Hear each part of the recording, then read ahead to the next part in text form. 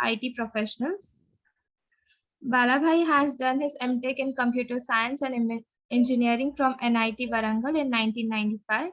He has also won prestigious British Chevening Scholarship in 2001 and did his management degree at Manchester Business School in UK.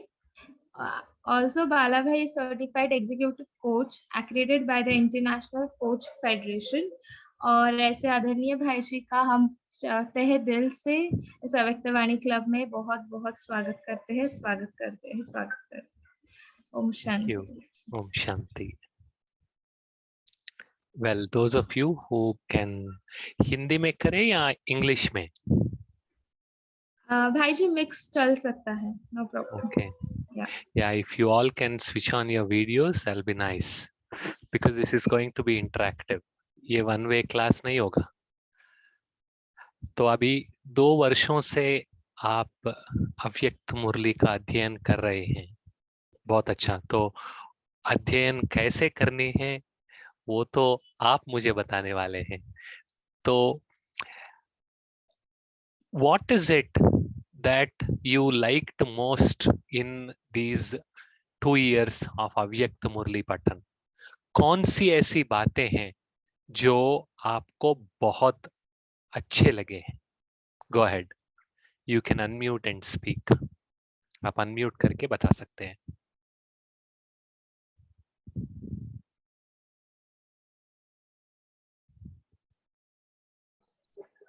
Om Shanti भाई जी। ओम शांति। अचल अड़ोल स्थिति में कैसे रहने की है? अभी बाबा ने बताया है कि अचल अड़ोल स्थिति में भी आवाज आ रही है ना मेरी? हाँ बताइए। हम अचल अड़ोल स्थिति कैसे बनाएंगे? नथिंग न्यू का हम पाठ करेंगे तो अचल अड़ोल स्थिति, हम किसी भी परिस्थिति आ जाए तो हम उस परिस्थिति में अचल अड़ोल रह सकते हैं अगर हम नथिंग न्यू का पाठ पक्का करें तो। ओम शांति। बहुत अच्छा।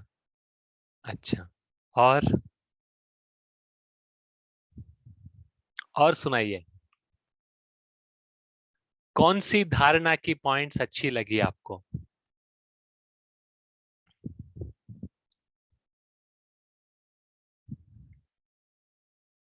किसी भाई ने लिखा कि धारणा की पॉइंट्स अच्छी लगी है, तो कौन सी धारणा की points?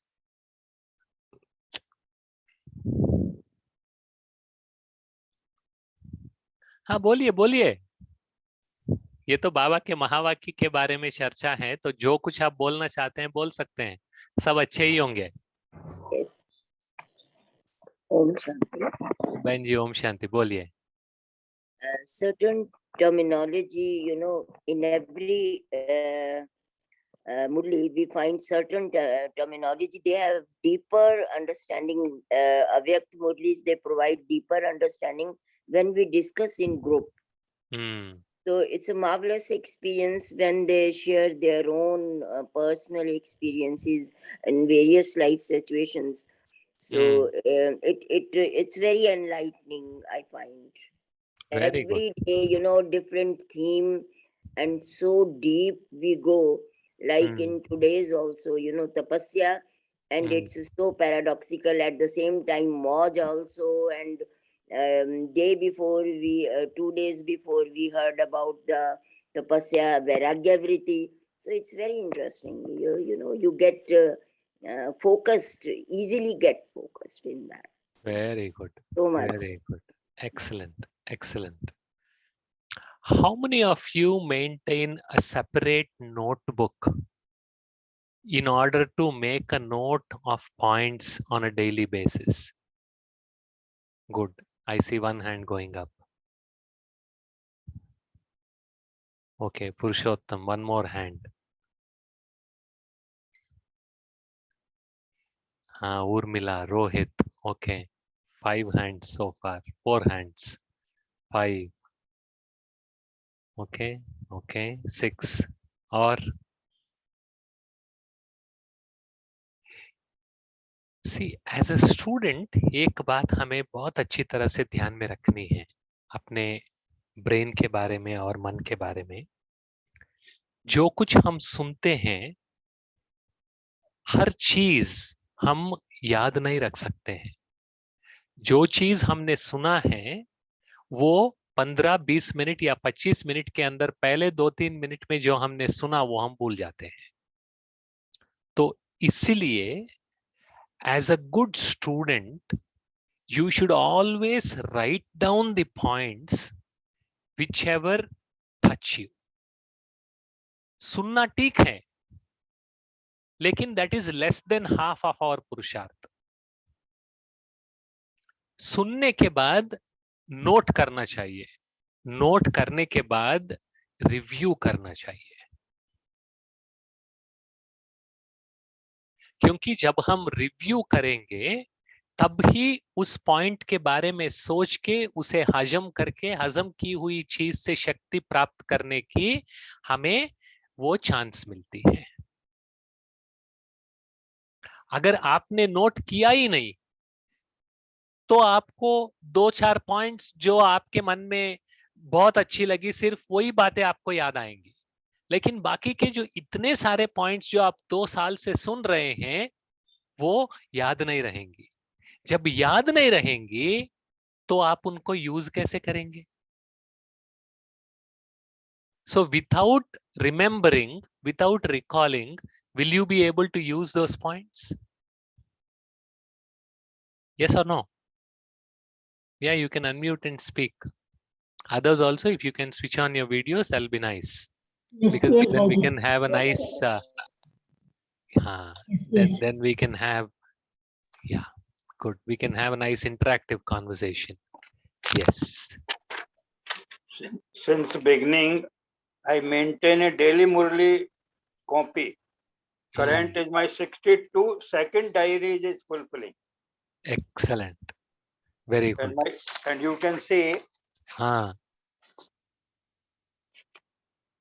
you can see my today's Murli. Very good. As soon as I come home, I highlighted all this Yes, point. correct. My every diary is to be maintained in golden pages. Very good. Very good. Excellent. Excellent. ये हुई ना बात, क्योंकि जितना हम note करते हैं, note करने की एक बहुत सुंदर रीजन भी है। जब हम नोट करते हैं तो हमारे सोचने का स्पीड कम हो जाता है। When you start writing, you start thinking slow. When you think slow, the information gets registered in the brain a lot better. And it becomes review. Next time जब आप आके देखना चाहते हैं 3-4 दिन के बाद, 1 महीने के बाद, 1 साल के बाद, तो वो पढ़ते ही, अगर आपके नोटबुक में है तो वो पढ़ते ही आपको वो पॉइंट स्मृति में आ जाएगी और उसको आप यूज करने लगेंगे। अगर बुद्धि से इमर्ज नहीं होता है तो कॉपी से इमर्ज करो। These are Baba's words. अगर बुद्धि से पॉइंट इमर्ज नहीं होता है तो अपने कॉपी से इमर्ज करो। बुद्धि में भी नोट करो और कॉपी में भी नोट करो। अगर बुद्धि से इमर्ज नहीं होता तो कॉपी से इमर्ज करो।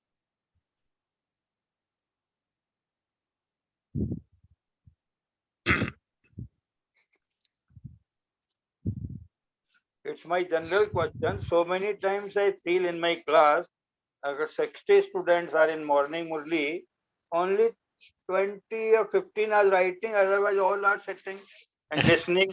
I just मतलब astonished और ऐसा लगता है कैसे ये लोग याद रखते हैं। Correct, और correct, just to come and fulfill his duty and go back home. correct. हाँ, मुझे तो सही बड़ा बात अजीब है। ही लगता है। correct. इवन क्वालिफाइड लोग, नॉट ए सिंगल कि कोई ऐसा वैसा आदमी हो, पता नहीं क्या, जबकि बाबा ने बोला है बिना कॉपी पेंसिल स्टूडेंट ही नहीं। करेक्ट, करेक्ट, सही बात है। आज से करेंगे, जिन्होंने भी नहीं किया वो अब से करना चालू करेंगे जरूर। सही है भाई जी। हम जब नहीं लिखते ना तो वो पॉइंट हमारे, जब हम लिखते हैं, सुनते हैं, बोलते हैं तो वो और नोट करते हैं तो वो माइंड में बैठ जाता है ना। करेक्ट, करेक्ट, वो अच्छा रजिस्टर हो जाता है। अच्छा, आपके मन में 2 साल से जो आपने अभी सुना है अव्यक्त मुरली, किसी को कोई क्वेश्चंस हैं, किसी को कोई डाउट्स हैं? कोई कुछ पूछना चाहता है? नो भाई जी, ड्रामा इज एक्यूरेट। अच्छा, Brother, एक वेरी गुड। क्वेश्चन है ब्रदर। यस, ओम ये शांति। जो आत्मिक स्थिति है ना, वो आत्मिक स्थिति नहीं रहती है। हाँ। ओम शांति तो भाई जी। वो बार बार, एक सेकंड भाई साहब, वो बार बार हमें अभ्यास करना है, क्योंकि जितना हम अभ्यास करते जाएंगे उतना वो स्थिति आसान होती जाएगी। और आपने आत्मिक स्थिति की बात कही, तो मैं ये बात पूछूं कि आपके हिसाब से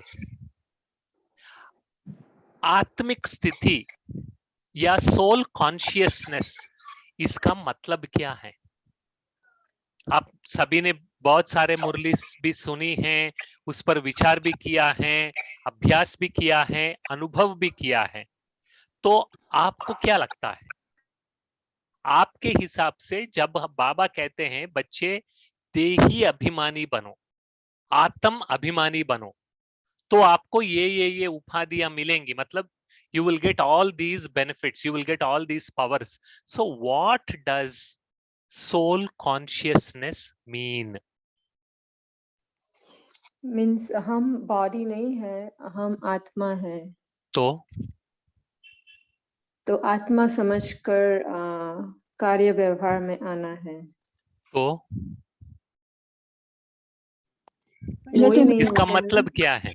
साक्षी रहना ठीक है। सच है भाई जी, मेरे जो संस्कार है, आदि संस्कार, वो इमर्ज होता जाएगा। कौन सा है आपका आदि संस्कार? देवी देवता का संस्कार है, पवित्र स्वरूप, प्रेमल, हाँ। शांति, दाता। तो कैसे वो इमर्ज होगा? इमर्ज होना इसका मतलब क्या है? उसकी क्वालिटीज क्या है? मुझे कैसे पता चलेगा यही चीजें इमर्ज हो रहे हैं? स्थिति से, स्वस्थिति से मालूम पड़ेगा ना। स्वस्थिति जैसा होगा उसी तरह मुझे धीरे धीरे मालूम पड़ता जाएगा। कैसे होगा आपकी स्वस्थिति? आत्मिक ओम शांति होने से। हाँ, तो कैसी रहेगी आपकी स्थिति? स्थिति की परख किससे होती है? परिस्थितियां आकर हमें हमारी स्थिति का अनुभव करवाती हैं। मान लो कोई अशांति की परिस्थिति है, अगर उसमें हम अगर अपनी आत्मिक स्थिति मान शांति की स्थिति में रहते हैं, उसको यूज करते हैं, तो इससे सिद्ध होता है कि हाँ, मैं अपने आत्मा के मूल गुण में स्थित हूँ।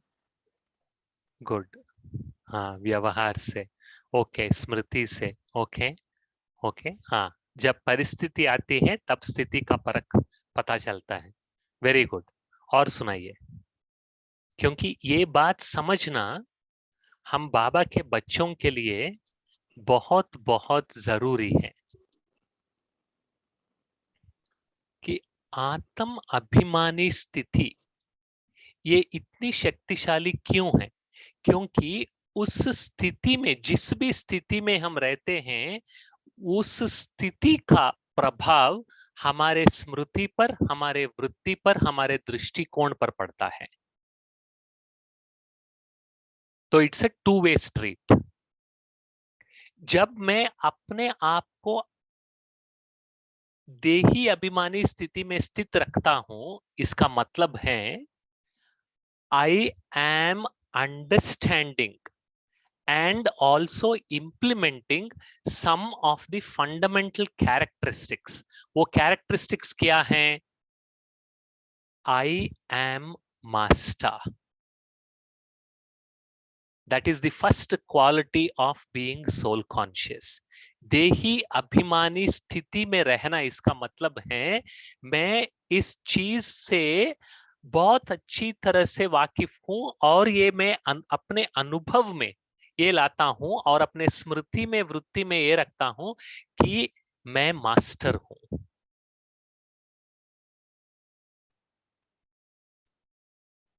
मैं गुलाम नहीं हूं, मैं मास्टर हूं। दूसरा, I am unique. मैं सबसे भिन्न हूं. एक की कहानी न मिले दूसरे से. नंबरवार पुरुषार्थ अनुसार. इसका मतलब ये नहीं कि सभी 1-2 नंबर हैं. कुछ बी केस आने के बाद कईयों को ये लगता है यार बाहर के संसार में भी 1 2 3, भगवान के पास भी 1 2 3, ये कहाँ का भगवान है. ये रोज नंबरवार पुरुषार्थ अनुसार क्यों बोलते हैं. यहाँ पे भी 108, 8, 16,000, ये क्या है यार. भगवान के पास सब तो इक्वल है. That is not the point. The meaning is each one of us is unique. Each one of our capability is unique. So I am unique. जब ये स्मृति हमारे अंदर रहती है कि मैं सबसे भिन्न हूं और वो भी मेरे से भिन्न है, मैं भी उनसे भिन्न हूं, then my desire to get into comparison with them and to get into conflict with them will drastically reduce and disappear. आप अलग हैं मुझसे, इसका मतलब है आपका सोचने का ढंग, खाने का ढंग, आपका बात करने का ढंग, कार्य करने का ढंग, ये सब अलग है ना. That is the meaning of uniqueness, right? Yes or no? So when I accept that you are unique and I am unique, then this desire to force you to become like me disappears. कि आप गलत हो, मैं सही हूं, आपको मेरे जैसे करना चाहिए, मेरे जैसे सोचना चाहिए, आपका सोच ही गलत है, आपका सोच ही अलग है, ये सब बातें आएंगी ही नहीं. Because I have accepted deep within that you are unique, I am unique. Interesting. When I get into that state of uniqueness, I will start accepting you as you are. आप जो हो, जैसे हो, वैसे मैं आपको accept करूंगा. Because I know you are unique. I know your story is unique. I know your capabilities are unique. I know your thinking style is unique, eating style is unique, talking style is unique, different. So when I accept this very deeply, that is when I can start looking at you as an equal. We are not same, but we are all equal. I am master. I am unique. I am equal. I am creator.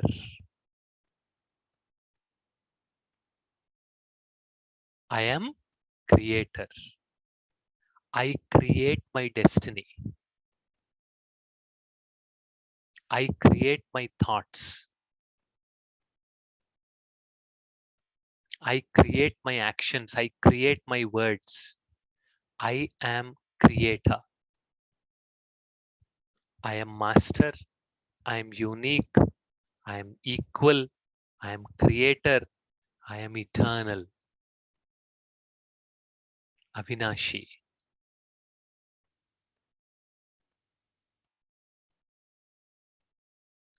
I am connected. I am not alone. I am connected.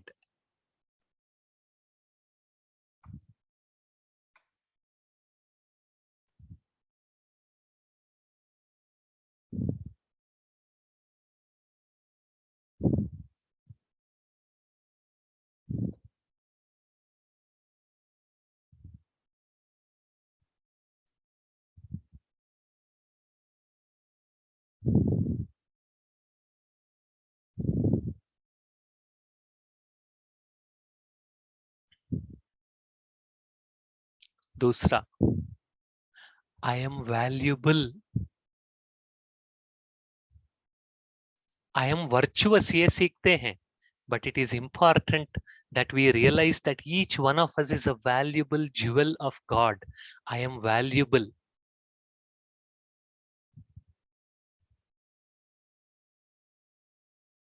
I am capable, I am powerful.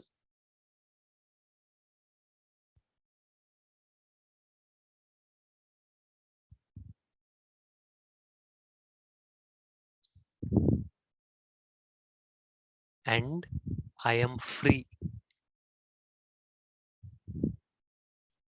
I am free. भाई जी sorry, एक बार हिंदी में दोहराएंगे तो अच्छा रहेगा। हाँ हाँ हाँ, फ्री का मतलब है मैं आजाद हूं।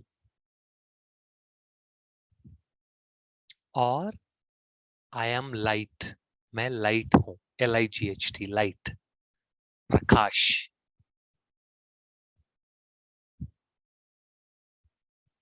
जब मेरा सोच इन प्रिंसिपल्स के आधार पर होती है, मेरा विचार इन प्रिंसिपल्स के आधार पर होती है, मेरा जो रिएक्शन या रेस्पॉन्स इन प्रिंसिपल्स के आधार पर होती है, that is soul consciousness.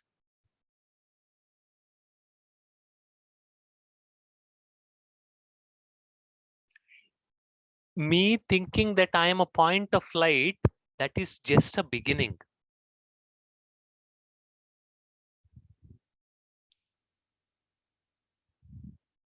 Interesting.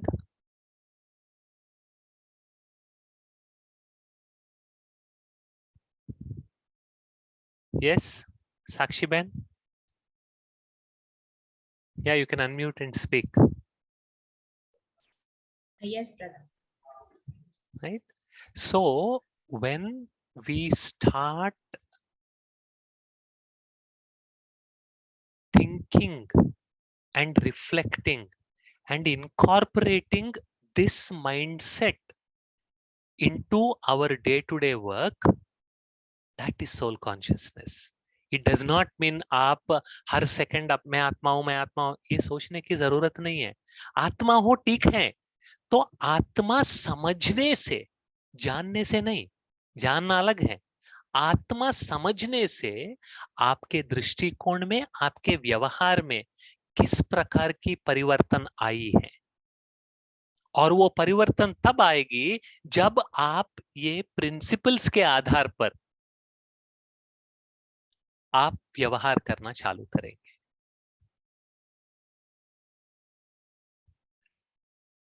आपके किसी कलीग के साथ या सेंटर के किसी और भाई या बहन के साथ उनकी सेवा देख के या उनकी वो अच्छा आगे पुरुषार्थ कर रहे हैं, उनको योग करने का टाइम ज्यादा मिल रहा है, मुझे कम मिल रही है, इसलिए मैं दुखी हूं, तो ये कहाँ का सोल कॉन्शियसनेस है? उन्होंने कोविड टाइम पे 500 लोगों की कोर्स कराई, हमने तो 50 की भी नहीं कराई। Is that soul consciousness? उन्होंने इतने सारे मुरलीस पूरा किया, मेरे तो एक भी मुरली पढ़ना चालू नहीं कर नहीं सकता हूं। Now is that soul consciousness? वो इतना अच्छा क्लास कराते हैं, मेरा मुंह ही नहीं खुलता है। Now is that soul consciousness? They are so famous, उनका इतना अच्छा फोटोजेनिक फेस है, कितनी अच्छी क्लास कराती है ये बहन, और मेरा फेस देखो, लाइटिंग ठीक नहीं है, फेस ठीक नहीं है, बोलने के लिए नहीं आता है। Now is that soul consciousness? So जब हम आत्माभिमानी स्थिति में रहेंगे,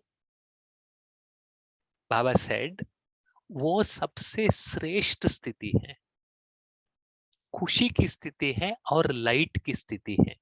लाइट का मतलब है प्रकाश भी है और हल्कापन भी है। हाँ नीना बहन। Sometimes qualities of the soul, they remain dormant, and we are quite aware of that. मेरा जो level है, it's in other qualities it's very high, but in this particular area, it needs to be the crude of nature of this, I need to brush up this. तो वहाँ पे sometimes we feel कि यहाँ कुछ कमी है, जो कि फिर we search out in the मुरलीज के बाबा इस में क्या बताएंगे। जैसे देही अभिमानी है या कोई भी any one statement, if we take one statement, तो उसमें कभी तो हमारी स्थिति ऑल ऑफ ए सडन बड़ी अच्छी होती है, कभी कुछ क्वालिटीज को हमें पता होता है कि कुछ ये मतलब उनको ब्रश अप करके अपने लेवल तक लाना, उसमें ये मुरलीज हेल्प करती हैं from time to time. This is what I have seen. Maybe हम सोल को I consider it also as a soul consciousness. You can direct me in this connection. Good. हमें उन राहों पर चलना है जहां गिरना और संभलना है। गिरना ही नहीं तो आप चलना ही बंद कर देंगे, right? That's not what Baba says. Become aware, accept and act. That is the meaning of emerging a quality. बाबा कहते हैं बच्चे ये चीजें आप इमर्ज करो अपने अंदर, इमर्ज करो। इसका मतलब क्या है?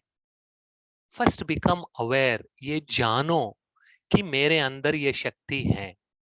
उसके बाद ये मानो, एक्सेप्ट, कि इस शक्ति को मैं व्यवहार में ला सकती हूं, और उसके बाद उसको लाओ, act. Aware, except and act. जानने से अगर हम संपूर्ण बन जाते तो 7 दिन के अंदर ही हम सभी संपूर्ण हो जाते। नहीं, जानना सिर्फ फर्स्ट स्टेप है। जानना, मानना और चलना, यही तो कहानी है ब्राह्मणों की। जानने से शुरू होती है, बस वो खत्म नहीं होती है। You just become aware. Awareness is often misunderstood as if you have accomplished. कि जान लिया मतलब हम सोचते हैं हमने कर लिया। इसलिए कभी कभी मुरली सुनने के बाद इतना अच्छा लगता है, हम कुछ करते नहीं है लेकिन सुनने के बाद इतने खुश हो जैसे कि हमने कुछ कर लिया। नहीं, you just become aware. Awareness and accomplishment are two different things. You become aware, you accept, and then you act. That is Purusharth. That is why I said we need to make a note. जब आप लिखेंगे तो बार बार आपकी awareness refresh होगी। आप लिखेंगे नहीं तो आपकी अवेयरनेस रिफ्रेश कहां से होगी? अगर अवेयरनेस ही नहीं है तो किसको एक्सेप्ट करेंगे और किस पर एक्ट करेंगे? किसके आधार पर आप एक्ट करेंगे? तो किसी भी क्वालिटी या शक्ति को इमर्ज करना, इसका मतलब है first become aware that yes there is such a power, then accept it, yes मेरे अंदर ही वो है, and then start acting out of that position of strength. That is what is called as emerging that quality. Not just in the thinking, but in action. So when I start emerging all these characteristics, what we just discussed, the principles of soul consciousness, then slowly and steadily, I start seeing that change in my life, where जो मैं अपने आप के जीवन में एक प्रकार की खुशी, शक्ति, नशा और हल्कापन, ये चारों ही चीजें अनुभव होने लगती है। खुशी, नशा, शक्ति और हल्कापन। इसलिए तो हम बाबा के पास आते हैं, इसलिए तो हम ये सब करते हैं। ये चार चीजें ही चाहिए ना संसार में लोगों को। ये कहां से मिलेंगे? When you become aware, when you accept, जानना, मानना, चलना, act. Aware is जानना, accept is मानना, act is चलना।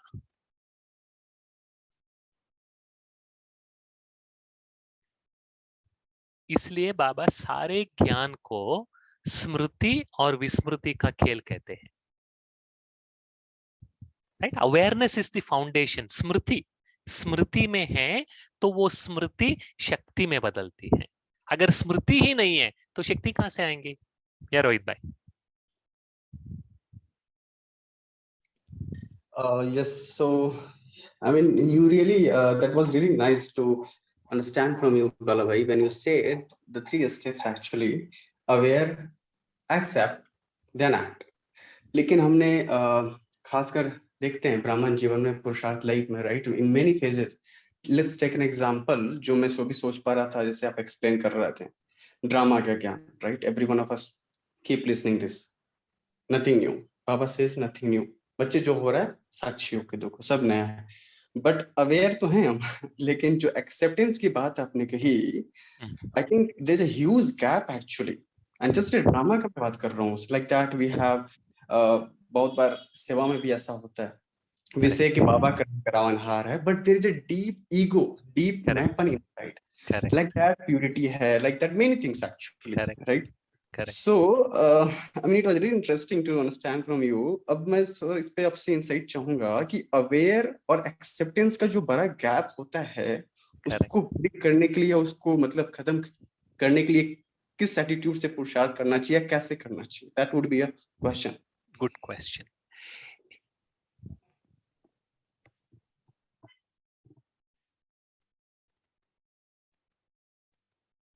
Whenever I listen to Baba's point and whenever I am on the path of पुरुषार्थ, जब भी मैं बाबा की ज्ञान सुनता हूँ और पुरुषार्थ करने लग पड़ता हूँ, तो कुछ बातें ध्यान में रखने से ये जो आपने पूछा है उसमें तरक्की हो सकती है.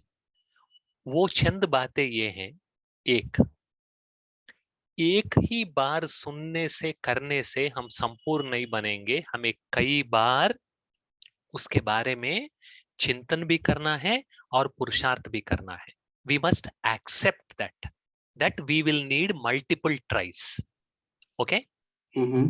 That's first. And second, in the process, you will make some mistakes. Accept it. कुछ गलतियां होंगी, कभी कभी हम गिरेंगे भी, कभी कभी एक दो दांत भी टूट सकते हैं, कोई बात नहीं, लेकिन हम लगे रहेंगे. So accept that. And third aspect is Baba's every point also has a context behind it. मतलब वो एक जैसे कि कोई सेट ऑफ परिस्थितियों के लिए वो लागू होती है. Principle plus context is equal to practice. ये आप इक्वेशन लिख लो कि बाबा जो बातें सुनाते हैं वो प्रिंसिपल्स और मेरे जीवन में जो चल रहा है वो कॉन्टेक्स्ट, जब मैं ये दोनों को मिलाता हूं तब मेरे लिए एक यूनिक प्रैक्टिस बनती है. जैसे मैं यूनिक हूं, आप यूनिक हैं, आपकी जीवन की शैली और आपकी जीवन की कहानी, पुरुषार्थ का ढंग अलग है, हम सबका प्रिंसिपल सेम है लेकिन कॉन्टेक्स्ट अलग अलग है. जैसे ड्रामा का पॉइंट आपने लिया, किस कॉन्टेक्स्ट में उस प्रिंसिपल को अप्लाई करना है, ये ज्ञान होना भी बहुत जरूरी है. मिसाल के तौर पर कुछ साल पहले हमारे सेंटर पे एक भाई आया और मुझसे ये पूछने लगा कि बाला भाई, मेरे घर के बाजू में एक रहता है, मेरा दोस्त है, उसको 7 दिन का सारा ज्ञान बहुत अच्छा लगा सिवाय ड्रामा के. वो बहुत दुखी हो गया, इसलिए वो ज्ञान में चलना ही नहीं चाहता, क्योंकि उसको ये पसंद ही नहीं है कि ड्रामा फिर से 5000 वर्ष बाद रिपीट होती है, क्योंकि पिछले साल उसके बेटे की एक्सीडेंट हो गई. तो वो ये नहीं चाहता है कि 5000 वर्ष के बाद बार बार वो अपने बेटे को खोए. तो उसको मैं कैसे समझाऊं?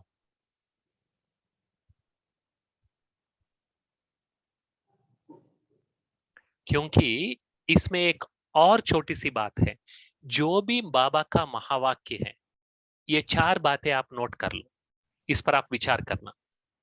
जो भी बाबा का महावाक्य है, उस महावाक्य के पीछे बाबा का मकसद,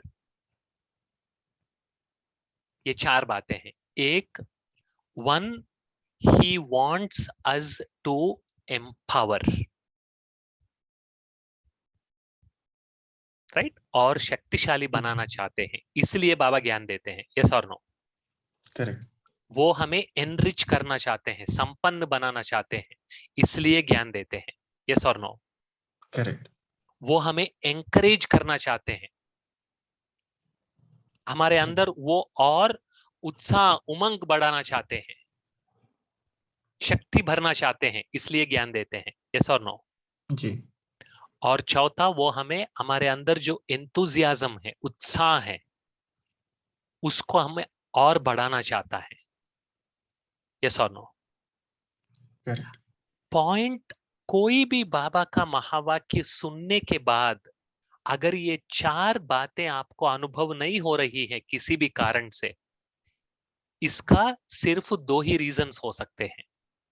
एक, उस पॉइंट के बारे में आपका विचार करने का ढंग सही नहीं है। दूसरा, वो पॉइंट आपके परिस्थितियों के अनुसार आपको एप्लीकेबल नहीं है।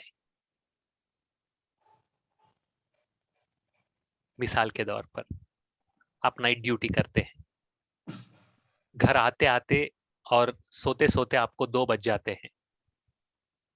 बाबा का प्रिंसिपल है अमृत वेले 4 बजे उठो। आप 4 बजे उठ पाएंगे? मुश्किल। हाँ, तो वो बात सुन के अगर आप दुखी होने लगेंगे, तो आप डिस्करेज होने लगेंगे, तो क्या वो बात, आपको डिस्करेज करने वाली जो बात है, वो महावाक्य आपके लिए एप्लीकेबल है? क्योंकि अगर बाबा का महावाक्य है तो आपको वो इंस्पायर करना चाहिए, वो आपको एंकरेज करना चाहिए। 4 बातें जो फिल्टर्स है ना, जी। Empower, enrich, encourage, make me enthusiastic, ये चारों में से अगर मुझे एक भी नहीं मिल रहा है, इसका मतलब क्या है? इसका मतलब क्या है? वो पॉइंट मेरे परिस्थिति के अनुसार वो मुझसे लागू नहीं होता है। My ji. context, in that context, I should not apply that principle, the practice, getting up at 4 o'clock, 4 बजे उठना, ये एक प्रैक्टिस है। इसके पीछे प्रिंसिपल क्या है? प्यार से बाबा की याद में खोए रहना। लेकिन मेरा कॉन्टेक्स्ट क्या है? 4 बजे मैं उठ नहीं सकता, लेकिन 7 बजे उठ सकता हूं, क्योंकि 2 बजे सोता हूं, तो 7 बजे या 8 बजे उठ सकता हूं। तो 8 बजे उठ के आप प्यार से बाबा को याद करो। So the principle is to remember Baba with love. That is getting satisfied. But my context is I will get up at 8 a.m. not at 4 a.m. because I sleep at 2 a.m. Now ये बात यहाँ आप, you should not be clever. हमें चालाक नहीं बनना है। आपका काम 9 साढ़े 9 तक पूरा होता है, लेकिन आपका फेसबुक देखा, नेटफ्लिक्स देखा, इंस्टा देखा, यूट्यूब देखा, इसके बाद आप 12:30 बजे सोते हो रोज, और कहते हो 12:30 बजे सोता हूं तो इसलिए बाला भाई ने कहा मैं 4 बजे नहीं उठूंगा। गलत। Because your context is that you can sleep by 9:30. You are wasting your time. You are not using it. So when जो भी बाबा के महावाक्य हैं, वेरी सिंपल, हर महावाक्य, 5वीं बात भी लिख लो आप, ये एक 4 बातें और 5वीं बात है, बाबा का हर महावाक्य मुझे पुरुषार्थीवान बनाने के लिए सुनाता है, पुरुषार्थहीन बनाने के लिए नहीं। यस और नो? Absolutely correct. मिसाल के तौर पर, आपकी शादी हो गई, आपके 2 बच्चे हैं, तो आपकी जिम्मेवारी बनती है ना कि आप उनको कमा के खिलाओ। और बाबा की ये महावाक्य आपने सुना कि बच्चे आपके सारे बोझ मुझे दे दो, आपके बोझ लेने ही तो मैं आया हूं ना। तो आप जॉब करना बंद कर दो, बोलो कि सारा बोझ बाबा आप ले लो, बच्चे की फीस भी आप भरो, बच्चे को बुखार आया तो डॉक्टर के पास भी आप लेके जाओ, क्योंकि बोझ आपने कहा ना कि आप उठाएंगे, आप उठाओ। EMI भी। And that is one interpretation, right? But that is wrong. Why it is wrong? Because it is making you पुरुषार्थहीन। कोई भी बाबा का महावाक्य हमें पुरुषार्थहीन नहीं बनाएगा। अगर वो महावाक्य सुन के आप पुरुषार्थहीन बन रहे हैं, इसका मतलब है आप उसको गलत तरीके से इस्तेमाल कर रहे हैं। कोई भी बाबा का महावाक्य हमें अपनी जिम्मेवारियों से दूर नहीं करेगा, नहीं तो वो भगवान कैसे होगा। अगर मैं स्टूडेंट हूं तो मेरी जिम्मेवारी है पढ़ाई करना, अगर मैं प्रोफेशनल हूं तो मुझे अच्छी तरह से काम करके आगे बढ़ना है, दैट इज माई जिम्मेवारी। अगर मैं बाप हूं तो मेरे बच्चों की देखभाल करना मेरी जिम्मेवारी है, मैं माँ हूं तो मेरी परिवार की देखभाल करना मेरी जिम्मेवारी है, मैं बेटा हूं तो माँ बाप की देखभाल करना मेरी जिम्मेवारी है। तो अगर कोई भी बाबा का महावाक्य आपको इन जिम्मेवारियों से दूर जाने के लिए प्रेरणा देती है तो वो प्रेरणा और वो इंटरप्रिटेशन गलत है।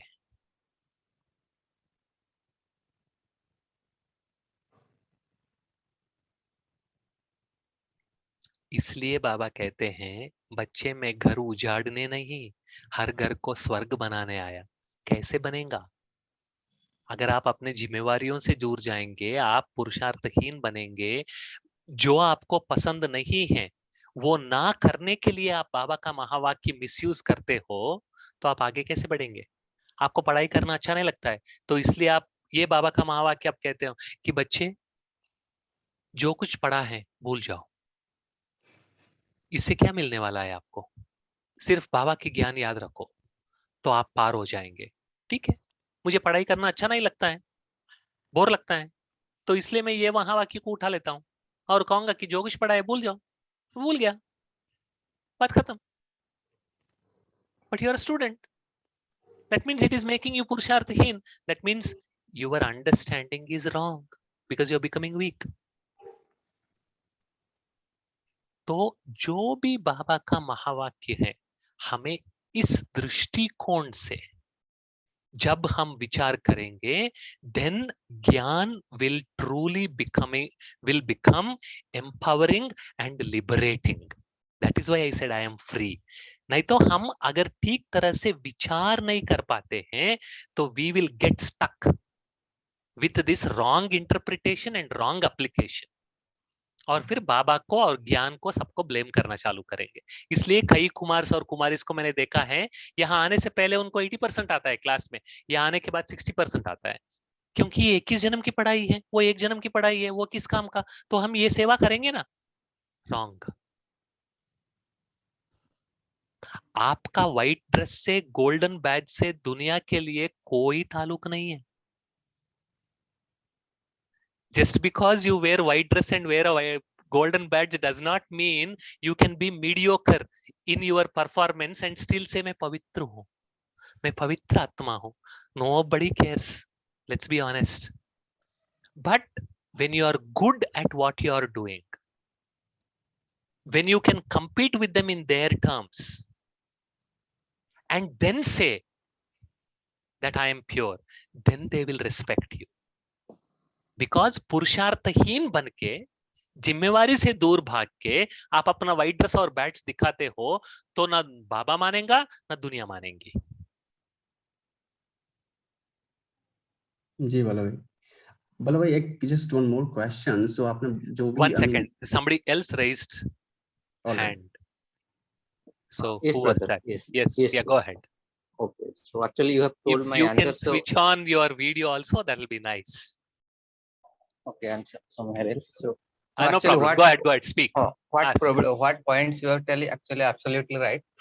But what I think, na, just you told your duty, your जिम्मेवारी, all these things. But there is a very fine line. Just like you told ना, मुझे पढ़ाई अच्छा नहीं लगता है तो मैं बाबा की ये महावाक्य यूज करता हूँ, ये श्रीमत है। So there is a very fine line. Just like you told 9:30 में मुझे सोना है, मैं इसमें टाइम वेस्ट कर रहा हूँ, बट मुझे कहाँ तक जिम्मेवारी निभाना है। और जब भी मैं बाबा का बोल रहा हूँ, बाबा कह रहा है बच्चे तुम बेहद के बैरागी बनो, ये सब खत्म होने वाला है। अगर मैं उस कंपटीशन में माहौल में जाऊंगा, then where will I end up? तो बाबा का महावाक्य को मैं कहाँ तक सफल करूंगा? Because there is no limit of your wish. मुझे अच्छा करना है, मुझे कंपनी में अच्छा करना है, मुझे पोस्ट भी अच्छा ये करना है, मुझे अच्छा काम करना है। Correct. So there is something means I can't correlate it, मतलब No, because every day you are that listening is where Baba's you murli. should sit. That is where you should sit and reflect.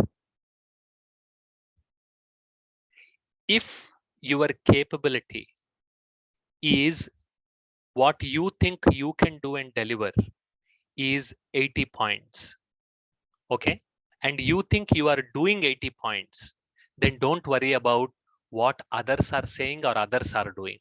You will be recognized.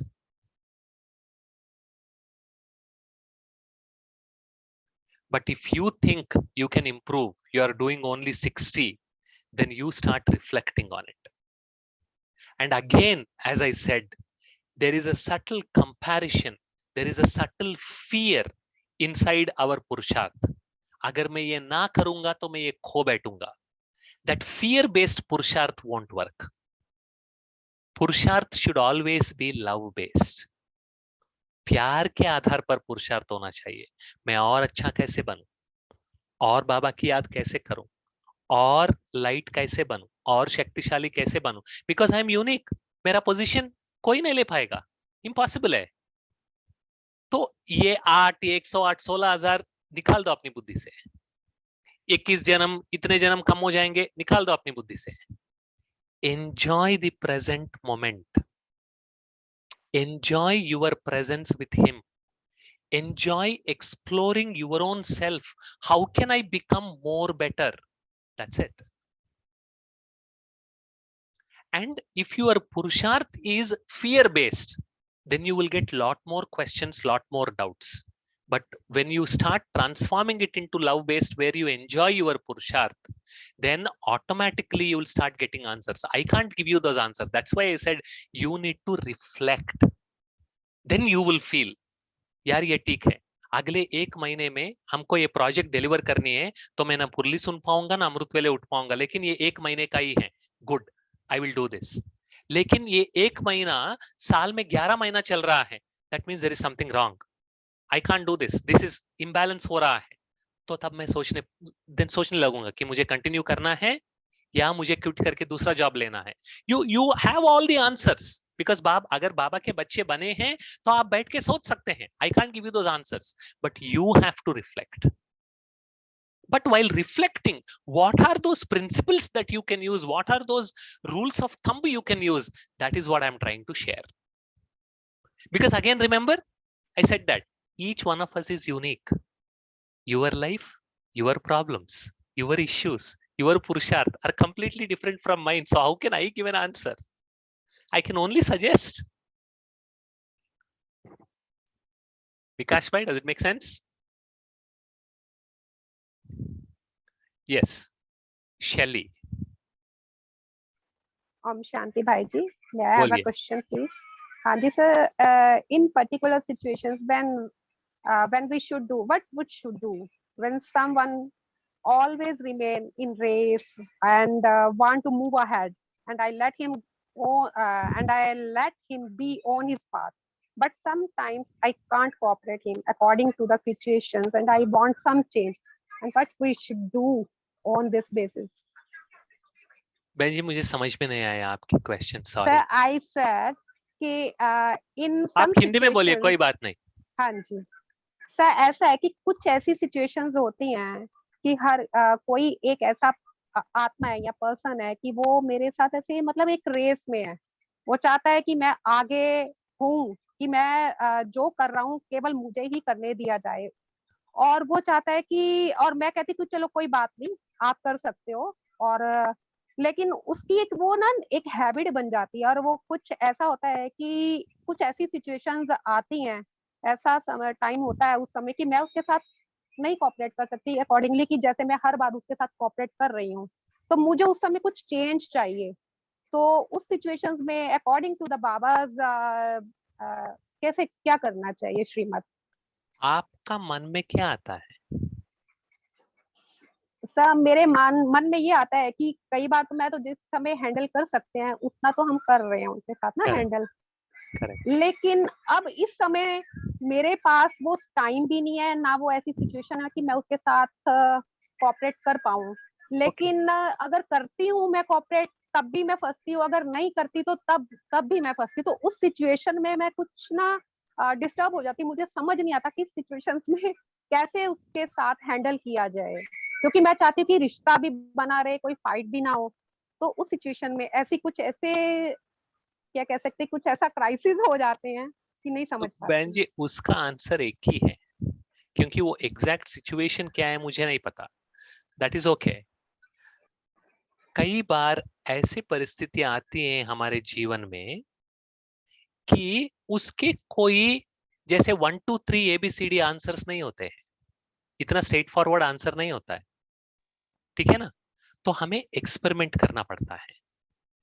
आपके हिसाब से आपके मन में जो strongly संकल्प आता है वो करके देखो आप, फिर अगर वो ठीक लगे तो आगे भी वही रिपीट करो, अगर ठीक ना लगे तो दूसरी तरीके से करो आप।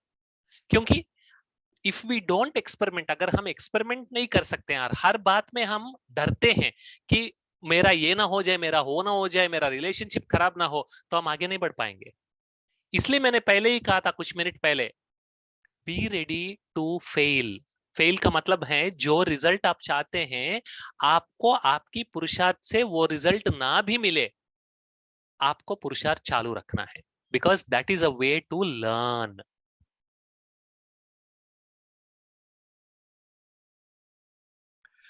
मैं आपको एक मुरली सुनाता हूँ, मैं आपको एक मुरली का डेट देता हूँ, 1 सेकेंड, मैं आपको एक मुरली का डेट देता हूँ, ठीक है।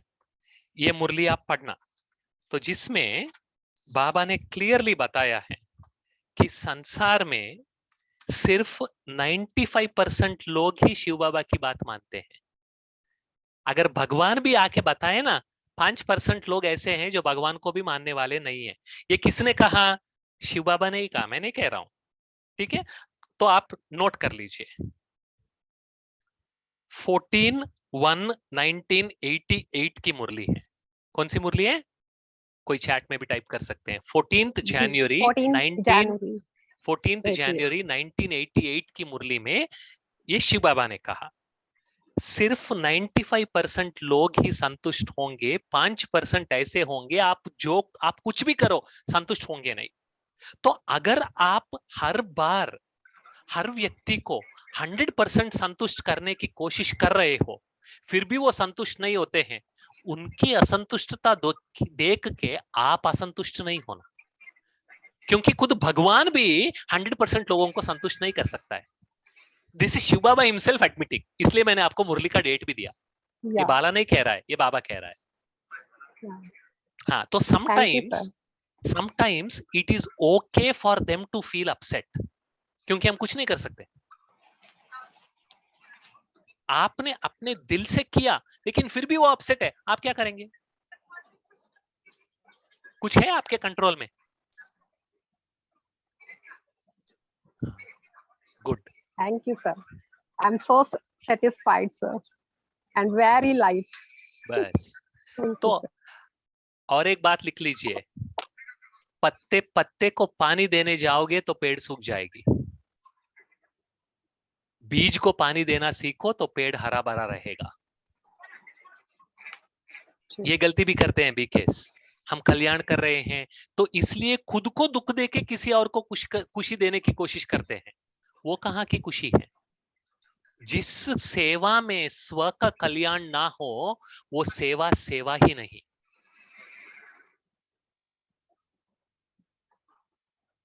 अंकुर, thank you sir. Just a second, brother. Ankurji. The session is YouTube live also, brother. So we'll take one question from there and then Ankurji. Yes. So we have a question from Sai Lakshmi ji. Almost all of the BKs are keen in erasing the 63 birth sins. Can you please explain what is actually meant by stain of sins and how Baba erases the sins? जो 63 कर्मों का भोजन है, पाप कर्मों का, वो पूछ रहे थे। एक चीज, first thing is focus on your current life. विकर्म विनाश होना, इसका मतलब क्या है मैं ये बताऊंगा, that you can translate it to rest of your question. Sorry, विकर्म का मतलब क्या है?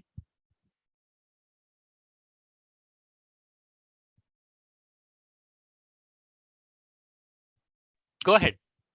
Anyone can answer. जो देह अभिमान में रहकर कर्म करते हैं, जो चीज हमें दुख देती है। Let's make it very simple. Correct?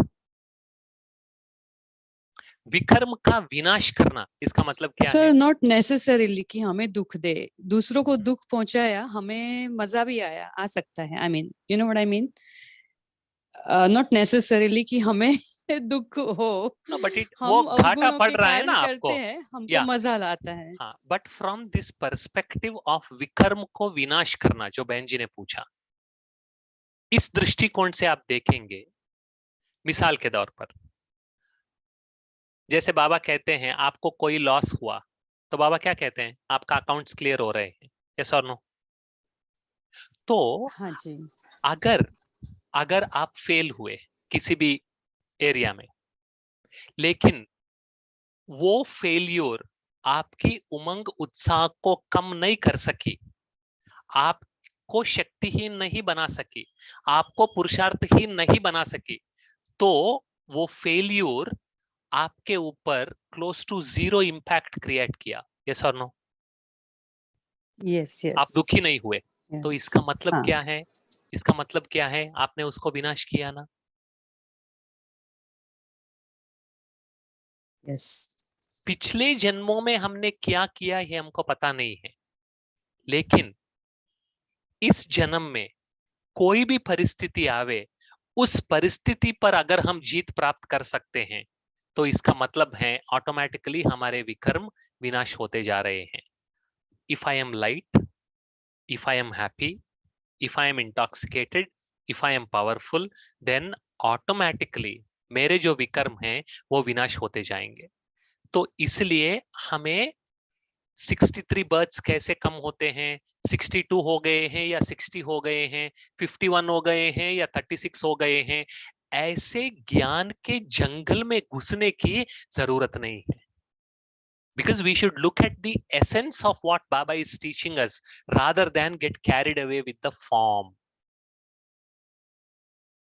सार क्या है वो हमें समझ के पुरुषार्थ करनी है, not carry forward with the रूप। रूप भी इंपॉर्टेंट है, लेकिन अगर रूप के पीछे भागेंगे, सार को छोड़ देंगे, तो आप पुरुषार्थ नहीं कर पाएंगे। आपको पता चलेगा कि आपके 39 बर्थ्स के विकर्म विनाश हो गए हैं, अभी बाकी के 63 माइनस 39 कितने होंगे? 24 बर्थ्स बाकी हैं, ये आपको पता चलता है? पता चलता है? किसी भी मुरली में बाबा ने कहा। So we should go after the essence and not the form. इसलिए कई साल पहले बाबा ने कहा कि बच्चे ज्ञान के जंगल में मत घुसो, खो जाओगे। ऐसी बातें 5000 वर्ष ही क्यों, 4999 वर्ष क्यों नहीं, 5001 वर्ष क्यों नहीं, 5000 वर्ष 9 महीने हैं, 5000 वर्ष 10 महीने हैं। Now that is irrelevant. Why do you need all those? तो ऐसी बातें जो अपने पुरुषार्थ से ताल्लुक नहीं रखती हैं, उनके बारे में सोच सोच के अपना एनर्जी वेस्ट करना, ये भी सही नहीं है। और ऐसी बहुत सारी बातें हैं जो 27 वर्ष ज्ञान में रहने के बावजूद मुझे समझ में नहीं आती है, तो I put them in the mental parking lot. ये भी आप लिख लो। इसका मतलब ये नहीं कि हमें हर बात को समझना है, नहीं, जो चीज हम समझते हैं उसको लेके हम आगे बढ़े ना। जिसको हम समझते नहीं है उसको लेके हम क्यों लटके, क्यों अटके और क्यों भटके? हम उसको पकड़ के लटकते हैं इसलिए अटक जाते हैं, अटकते हैं इसलिए भटकते हैं। अगर हम पकड़ते ही नहीं है, उसको मेंटल पार्किंग लॉट में लगा दिया, बताया कि हाँ I will come back to you, आप कतार में हैं, प्रतीक्षा कीजिए, and meanwhile whatever I understand I will continue to take the benefit from that Baba's point.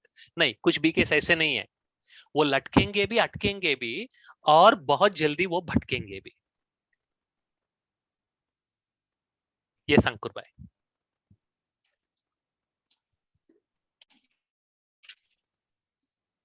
Thank you बाला भाई, बहुत ही वेरी सक्सेसफुली और बहुत ही अच्छे से आपने समझाया। माय क्वेश्चन इज रिगार्डिंग जो आपने 3 स्टेप्स बताए थे पहले, जानना, मानना और चलना। तो एक भाई ने जो सवाल पूछा था, आपने जानना और मानने के बीच में जो गैप आ जाता है उसको बहुत ही, आई थिंक बहुत ही सिंप्लीफाई करके समझाया। तो वैसे ही आप कुछ पॉइंटर्स, मानना और चलना में जो गैप आ जाता है, if you can throw some light on that. Yes, मानने के बाद चलना, चलने के समय हमें ये तैयार रखना है that even if I don't succeed fully, it is okay, I will start doing it.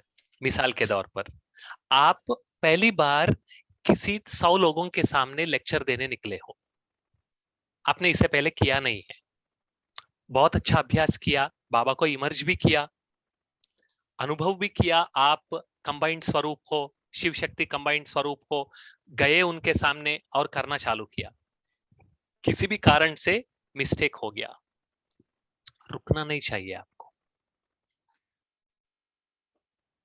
You do it again.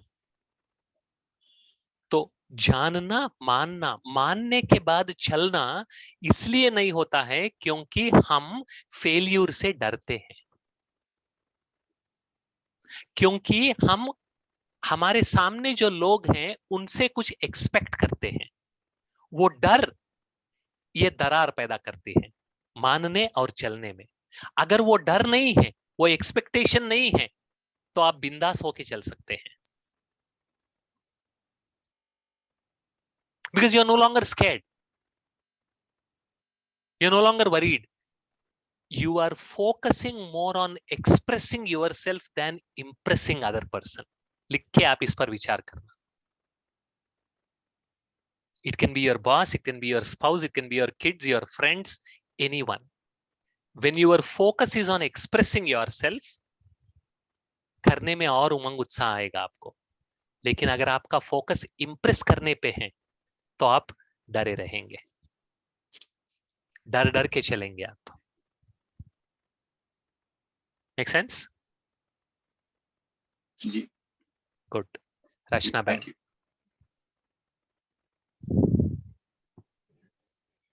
Om Shanti, brother. Thank you so much for giving me the opportunity to ask my question. Actually, Shaili sister had just put forward her question to you. My question is much the same. I just want to ask one thing. As you said that 95% people may be satisfied. Baba has given us that margin of being okay if 5% are not satisfied. Correct. Now, I'm also facing an account with such a soul. And after a lot of deliberation, I have just, although I have not applied this, I've understood that if I want, if I do not want to hurt that soul and continue with the same situation, I might have to, use something that is lying, that is not truth. But at the same time, जैसे in the present world, people say कि कोई झूठ बोल रहे हो, and अगर वो किसी के भलाई के लिए, that's okay. But that is what is the saying in the world. Now that we have come into the Brahmin life and we've understood that the basis of Brahmin life is truth. So I am very confused whether I should let that soul face the truth and be hurt, and that is that soul's lookout, or shall I lie, just use one lie and save that soul from being hurt? But at the same time, it comes in my mind that Satya to Swayam ko pratyaksh bhi karega. One day when it will do, it would be so embarrassing. So I'm a little confused. Can you help me? Shall I take the help of lies, or I shouldn't do that at all? See, without knowing the exact reason, I can't speak in absolutes, right? Because depending on the situation, जैसे बाबा कहते हैं, I'll tell you one more thing which I learned from my previous CEO. आपने मुरली में बाबा द्वारा ही ये कहते हुए सुना होगा, डायरेक्टली आप किसी को ये नहीं कहो कि भगवान आ गया है, तो वो चिढ़ जाएंगे। आपने सुना है ये बात बाबा कहते हुए मुरली में? यस और नो? अभी एक मुरलियों में सुना है ना, ये पिछले जो 2 साल में अगर आप सुन रहे हैं। सो व्हेन गॉड हिमसेल्फ ही इज सेइंग कि you don't tell others directly that God has come, what does it mean? What does it mean?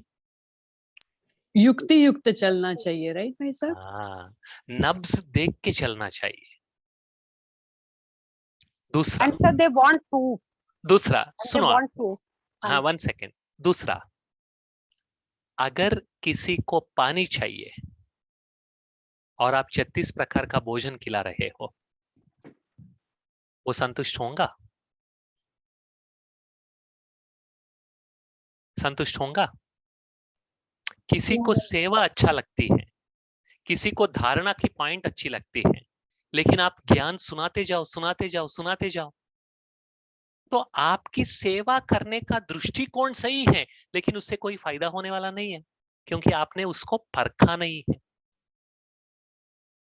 ऐसे ही सिचुएशन के हिसाब से, instead of going to absolutes, if you think a lie is going to save a life, so be it. But if you think that it is better to give the truth now, because sooner or later the truth is going to emerge, it might be temporarily painful, but in the long run it is actually going to help that soul, so be it. So your intention should not be whether I should tell the truth or not. Your intention should be, how can you help that soul, both in the short term and in the long term? Then you will be able to make a proper decision, because then your intention becomes pure. So there is intention, there is implementation.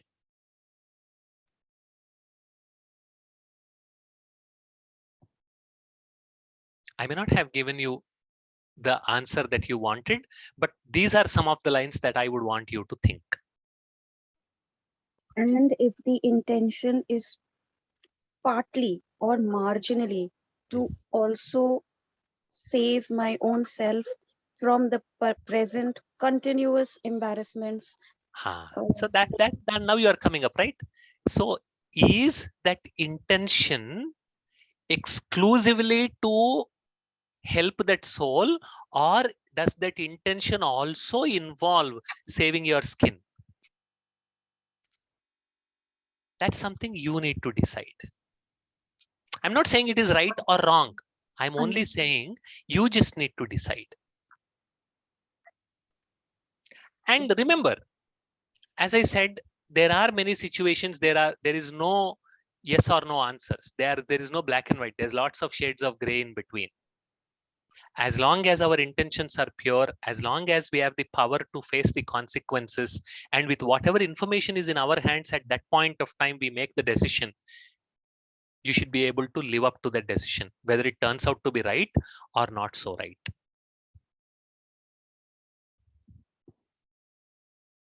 Right, brother. Thank you so much. भगवान खुद कहते हैं, देवता बनना मासिक का घर जाने से इतना इजी नहीं है।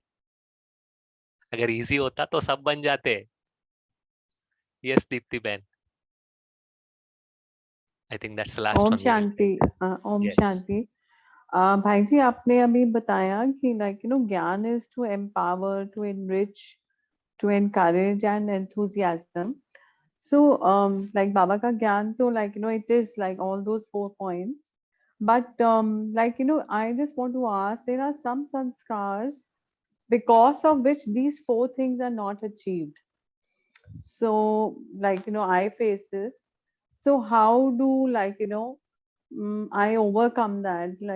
Meaning I have tried, and at times, many times I've failed in that. I'll give my personal website. There is a session, there's a recording, there's a video on that personal website which you might want to look. It's called Neurobiology of Sanskar Transformation.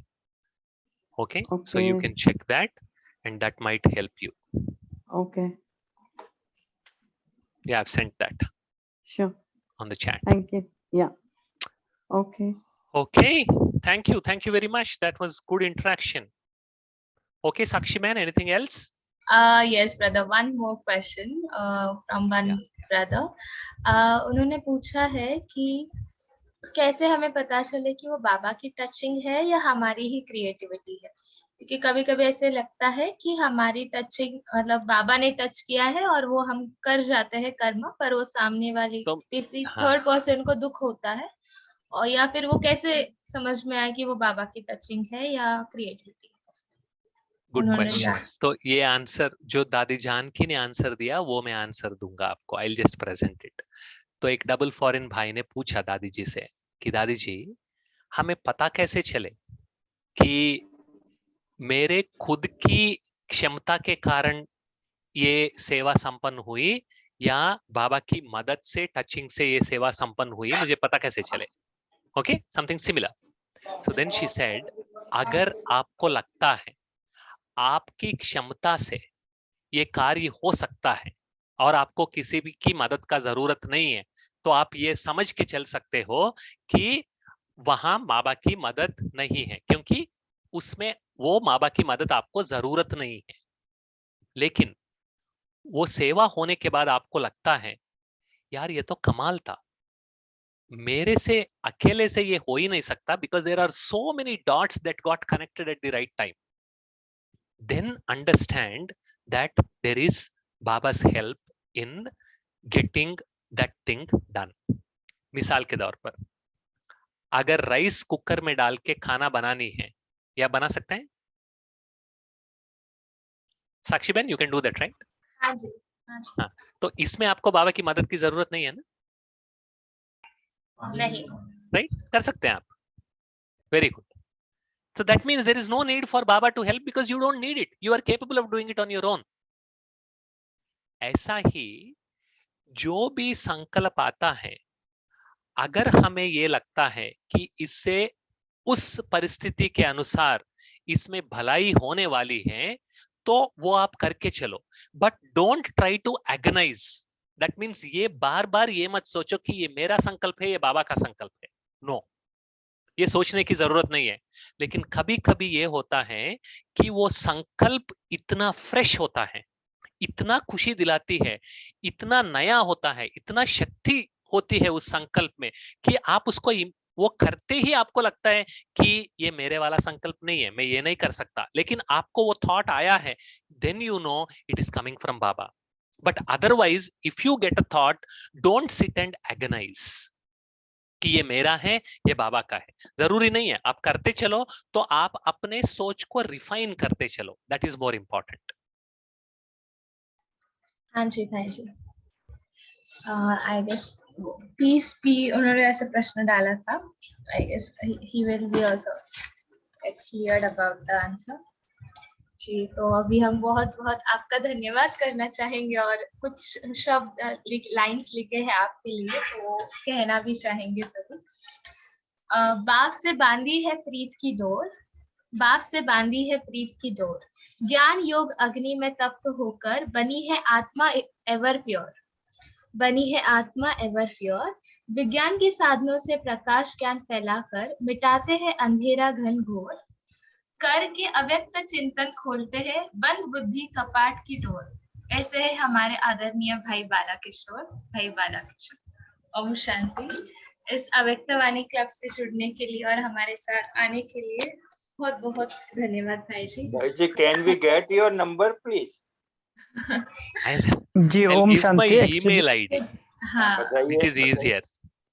Yes जी। हम और भाई अभिजीत जी भाई- आप जी जी भाई ओम जी। शांति भाई जी। जी। और ये आपको फिर से एक बार ऐसा निमंत्रण है, क्योंकि बहुत सारे मैंने देखा यूट्यूब पर भी बहुत सारे क्वेश्चन आए हैं, लेकिन इतने सारे क्वेश्चन हमने लिए नहीं है। लेकिन भाई जी आप फिर से एक बार आना, और ताकि क्योंकि ग्रुप में बहुत सारे तीव्र पुरुषार्थ भी करते हैं और पुरुषार्थ में बहुत लगन है, हमारे रिक्वेस्ट है कि आप एक बार फिर से एक क्लब में जरूर प्लान बनाएंगे। वो क्वेश्चन आप जी, लिख के रखना, सो देन वी हाँ विल जी, हाँ ट्राई जी। To answer in the next 2 or 3 weeks. वो फिर से आएंगे। जी जी ठीक है, ओके ओके। और ये अपना ही ग्रुप है, कभी कभी आप मुरली पढ़ने के लिए भी आ सकते हैं, क्योंकि हर रोज कोई ना कोई मुरली पढ़ते हैं।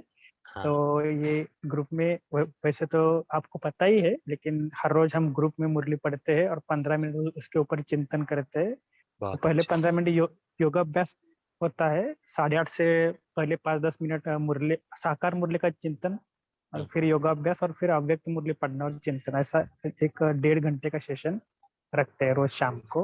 बहुत और अच्छा। जिन्होंने शाम को नहीं जुड़ते वो सुबह भी आते हैं 5 बजे। बहुत अच्छा। वंडरफुल। ठीक है, तो सभी का फिर से बहुत बहुत thanks.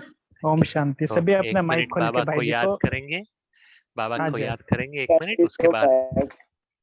Thank you so much. Thanks a lot भाई जी, थैंक यू वेरी मच। शुक्रिया बाबा, शुक्रिया बाबा, शुक्रिया भाई जी। ओम शांति भाई जी, थैंक यू। ओम शांति भाई जी। शुक्रिया बाबा, शुक्रिया भाई जी। ओम शांति। ओम शुक्रिया भाई जी। ओम take care, bye. Om Shanti.